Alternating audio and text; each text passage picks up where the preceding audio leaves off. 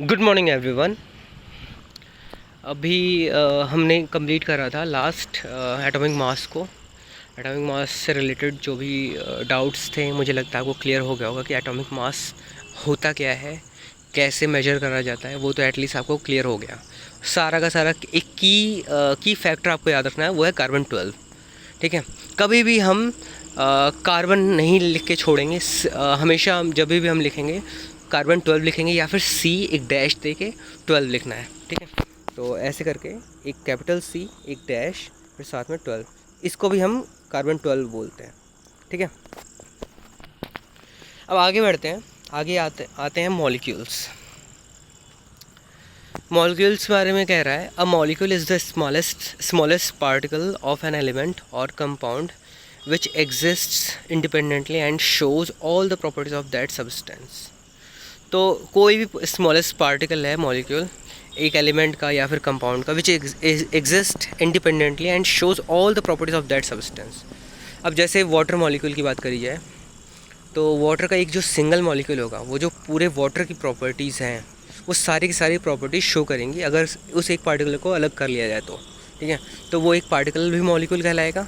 और कोई भी एलिमेंट का जो सिंगल एटम होता है वो एटम, मतलब ऐसे बोल सकते हो कि मॉलिक्यूल और एटम में बहुत ज़्यादा डिफरेंस नहीं है। कोई भी कंपाउंड है, उसका जो स्मॉलेस्ट यूनिट होता है उसको हम मॉलिक्यूल बोल सकते हैं, और कोई भी एलिमेंट है उसका जो स्मॉलेस्ट यूनिट है उसको हम एटम बोल सकते हैं। ये थोड़ा ज़्यादा कन्वीनियंट होगा आपके लिए। ठीक है, तो ये चीज़ आपको हमेशा याद रखना है कि जो भी मॉलिक्यूल्स होते हैं वो जिस भी एलिमेंट से या जिस भी कंपाउंड का पार्ट होगा, उस कंपाउंड की जो भी फीचर्स होंगे, उस कंपाउंड की जो भी प्रॉपर्टीज़ होंगी, वो सारी प्रॉपर्टीज़ वो सिंगल मॉलिक्यूल भी शो करेगा। That's why they are called molecules of that particular substance. A molecule is a group of 2 or more elements that are held together by attractive forces. अब कोई भी molecule हो, उसमें एक से ज़्यादा एलिमेंट्स का इन्वॉल्वमेंट होता है। ठीक है, वो आपस में मिल के एक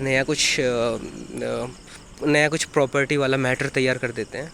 ठीक है, जिनको हम आसानी से फिज़िकली हम दोनों को तोड़ नहीं सकते। उसके लिए हमें कुछ केमिकल मेथड, कुछ डिफरेंट मेथड्स यूज़ करने पड़ेंगे, खास करके केमिकल मेथड्स यूज़ करने पड़ते हैं, जिससे हम जिसका यूज़ करके हम सारे एलिमेंट्स के जो एटम्स थे, जो एक दूसरे से मिल के एक नया कंपाउंड तैयार करा था, उसको हम सेपरेट कर सकेंगे।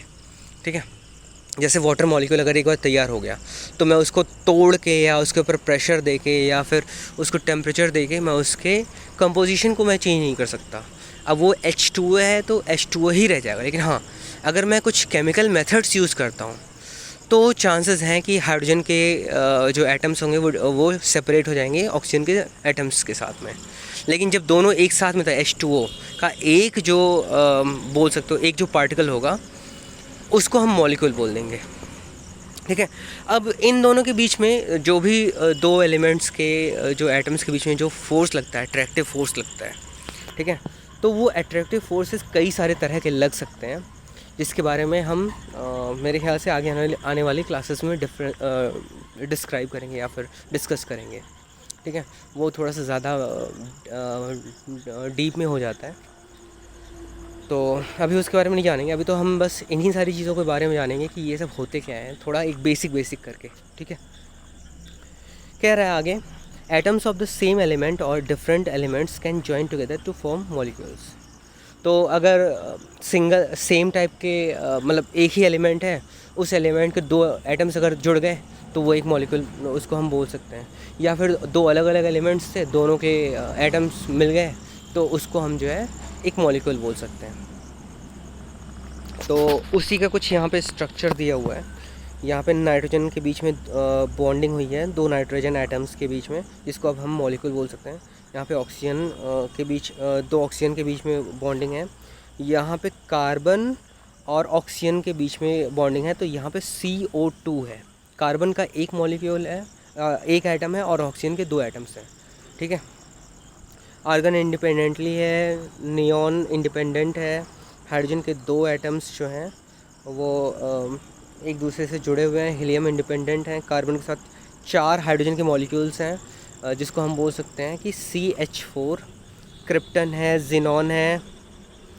यहाँ पे ये देखो, यहाँ पे कुछ फोर्सेस लगे हुए हैं, इनको हम प्योरली मॉलिक्यूल्स बोल सकते हैं, जो राइट साइड में दिए हुए हैं। तो राइट साइड में हाइड्रोजन का मॉलिक्यूल है, ऑक्सीजन के मॉलिक्यूल हैं, नाइट्रोजन के मॉलिक्यूल हैं, क्लोरीन के मॉलिक्यूल्स हैं, NO nitrogen oxide, water NO2 और CO2। ठीक है, NO2 और NO3 ये तीनों फॉर्म में जो है एग्जिस्ट कर सकते हैं ये मॉलिक्यूल्स। ठीक है, नाइट्रोजन अगर सिंगल ऑक्सीजन के साथ में अगर बॉन्डिंग बना रही है तो NO, अगर 2 ऑक्सीजन के साथ बॉन्डिंग बना रही है वो भी पॉसिबल है, और 3 ऑक्सीजन के साथ में भी बॉन्डिंग बना सकता है। ऐसा सिचुएशन क्रिएट हो जाता है जिससे इनको ये बॉन्डिंग बनाने में कोई दिक्कत नहीं होती है। और देखो, एक चीज़ और आपको याद रखना है कि कोई भी एटम दूसरे एटम के साथ, दूसरे किसी एलिमेंट के एटम्स के साथ में बॉन्डिंग तभी बना पाता है जब इनको एक दूसरे से फ़ायदा होता है, एक दूसरे से स्टेबिलिटी ज़्यादा आती है। जब वो अपने एटम के साथ में था तो हो सकता है रिलेटिवली कम स्ट्रॉन्ग हो, जब दूसरे एटम के साथ, दूसरे एलिमेंट के एटम्स के साथ मिला तो रिलेटिवली ज़्यादा स्ट्रॉन्ग अपने आप को बनाने के लिए ही ये बॉन्डिंग बनाते हैं दूसरे एलिमेंट्स के एटम्स के साथ में। तो आपको ये याद रखना है कि स्टेबिलिटी लाने के लिए, ज़्यादा स्ट्रेंथ लाने के लिए एक एलिमेंट का एटम दूसरे एलिमेंट के एटम्स के साथ में कंबाइन करता है किसी भी फॉर्म में। ठीक है, तो और बहुत सारे ऐसे अगर हमारे दिमाग में आता हो कि यार यहाँ पे तो CH4 है, ठीक है, CH4 है, CH5 क्यों नहीं हुआ? तो CH5 इसलिए नहीं हुआ क्योंकि CH4 जब बन रहा था तो बहुत ही अच्छा बॉन्डिंग हुआ, बहुत ही ज़्यादा स्ट्रॉन्ग बॉन्डिंग हुआ। लेकिन एक भी एटम अगर एक्स्ट्रा आया या एक भी एटम उसमें से निकला तो वो जो बॉन्डिंग थी, वो जो स्ट्रेंथ थी, वो कमज़ोर हो गई कहीं ना कहीं। मतलब आप ऐसे समझ सकते हो कि मान लो ये एक मान लो बॉल है, ठीक है, ये बॉल चारों तरफ से इसमें से 4 धागे निकले हुए हैं। ठीक है, तो एक इधर गया, एक इधर गया, एक इधर गया, एक इधर गया, चारों को 4 लोगों के पास स्ट्रॉन्ग फोर्स है, इक्वली स्ट्रेंथ के साथ में खींच रहे हैं अपनी तरफ।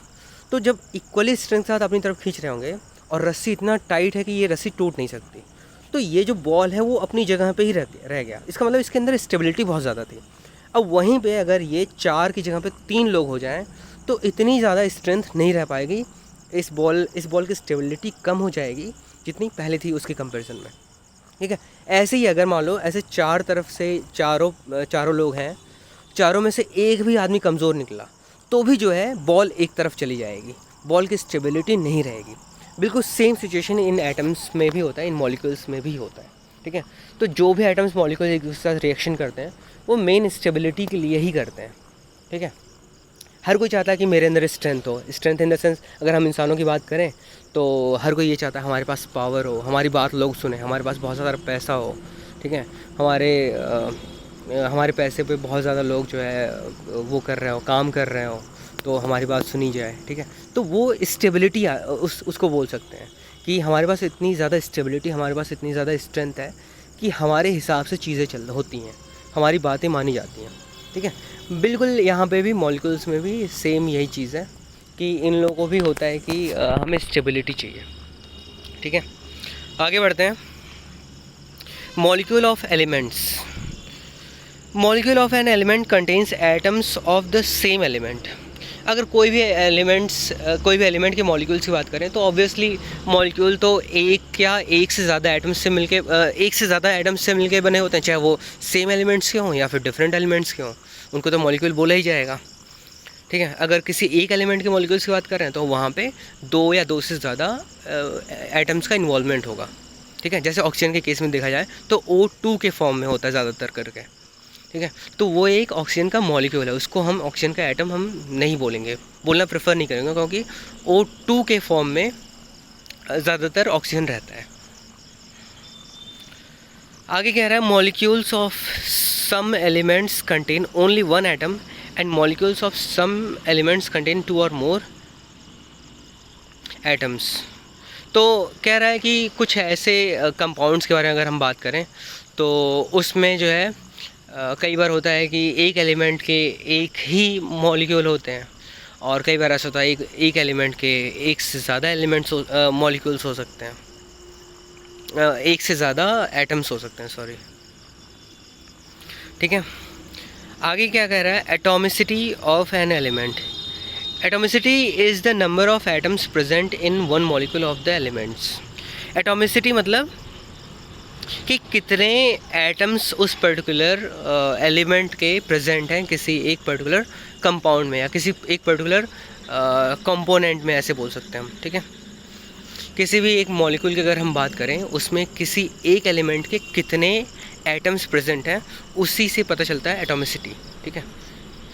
सो atomicity is basically the number of atoms involve in a particular molecule of a particular element. तो इसके कुछ एग्जांपल्स दिए हुए हैं कि एक एलिमेंट है, उसका नाम है आर्गन। आर्गन एक नॉन मेटल है और इसकी एटॉमिसिटी 1 है। 1 मतलब मोनो, तो 1 मतलब मोनो एटॉमिक।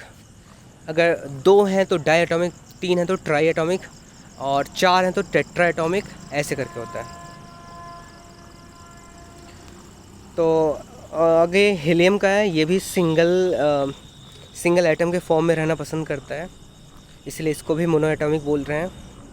ऑक्सीजन है, ये देखो, ये हमेशा ही 2 एटम्स एक साथ में जुड़े होते हैं ऑक्सीजन का, तो ये स्टेबिलिटी के लिए ही ये दोनों एक दूसरे के साथ में होते हैं। ऑक्सीजन ऐसा भी नहीं, ऐसा भी है कि ऑक्सीजन सिंगल यूनिट के फॉर्म में भी ऐसे रहता हो, ठीक है, मोनो ऑक्सीजन इसको बोलते हैं। लेकिन ये बहुत ही कम टाइम के लिए रहता है और बहुत ही अनस्टेबल है।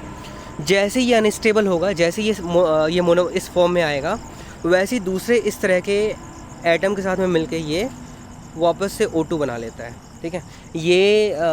ये वाला जो सिनेरियो होता है, ये हमारे ओजोन लेयर में होता है। ओजोन लेयर का जो फार्मूला है वो O3 है, ओजोन लेयर का फार्मूला है O3। तो वो क्या करता है, ऑक्सीजन का एक सिंगल यूनिट एक नॉर्मल ऑक्सीजन के मॉलिक्यूल के साथ में मिल के O3 बनाता है, ठीक है। और ये सिंगल यूनिट बन कैसे रहा है, जो भी अल्ट्रा वायलेट रेज हैं उनकी वजह से ये ऑक्सीजन का जो मॉलिक्यूल होता है वो टूट जाता है और 2 मोनोमर्स बना लेते हैं, ठीक है। तो ये पूरी स्टोरी होती है ओजोन लेयर की। आगे हाइड्रोजन का भी दिया हुआ है। हाइड्रोजन भी डायटोमिक है, नाइट्रोजन डायटोमिक है, क्लोरीन डायटोमिक है, फॉस्फोरस, ये 4 है। 4 मतलब टेट्राएटॉमिक बोल सकते हैं हम इनको। सल्फ़र ये पॉली एटॉमिक, मतलब अगर 4 से ज़्यादा हैं तो उसको हम पॉली बोलते हैं, या 3 से ज़्यादा उनको भी पॉली बोल सकते हैं। तो मतलब ऐसे इसको ऑक्टा एटॉमिक भी बोल सकते हैं। सल्फ़र जो होता है वो S8 के फॉर्म में होता है और इसका भी स्ट्रक्चर बहुत ही ज़्यादा इंटरेस्टिंग है। अगर आप कभी भी इस स्ट्रक्चर को सर्च करो गूगल पे, तो आपको एक बहुत ही इंटरेस्टिंग सा स्ट्रक्चर देखने को मिलेगा, ठीक है। वो भी सल्फ़र भी S8 के फॉर्म में रहता है ताकि इसको ज़्यादा से ज़्यादा स्टेबिलिटी मिल सके। अब सोडियम एक मेटल है, इसका ये भी मोनोएटॉमिक होता है। आयरन ये भी मोनोएटॉमिक होता है। एल्युमिनियम ये भी मोनोएटॉमिक होता है। तो आपको ये कुछ चीज़ें आपको याद रखनी पड़ेंगी अभी के लिए, क्योंकि बाद में जब आपको सब कुछ समझ में आ जाएंगी कि ये मोनोएटॉमिक क्यों होता है, डायएटॉमिक क्यों होता है, टेट्राएटॉमिक क्यों होता है, ऑक्टाएटॉमिक क्यों होता है, तो जब आपको स्टेबिलिटी समझ में आ जाएंगी तो आपको इतना कुछ याद रखने की ज़रूरत नहीं पड़ेगी। लेकिन एक चीज़ आपको याद रखना है कि केमिस्ट्री में रटना बहुत ज़्यादा पड़ेगा। ज़्यादातर चीज़ें ये आपको फैक्ट बेस्ड हैं, ठीक है। तो अगर फैक्ट्स आपको याद होते हैं तो वो आपके लिए बहुत ज़्यादा कन्वीनियंट हो जाता है। आज यहीं पे ख़त्म करते हैं, नेक्स्ट लेक्चर में कुछ और स्टार्ट करेंगे। Thank you.